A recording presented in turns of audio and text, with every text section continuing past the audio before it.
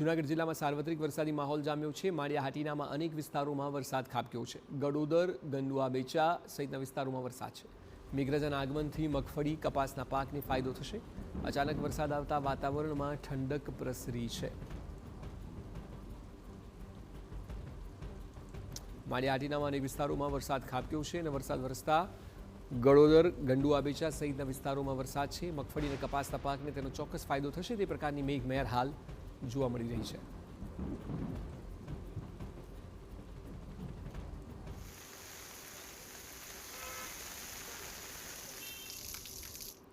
તો જૂનાગઢ જિલ્લામાં સાર્વત્રિક વરસાદી માહોલ છે। ભેસાણમાં પરબ, વાવડી સહિતના વિસ્તારમાં વરસાદ વરસ્યો। ગ્રામ્ય વિસ્તારમાં ધોધમાર વરસાદથી ખેડૂતોમાં ખુશી છે।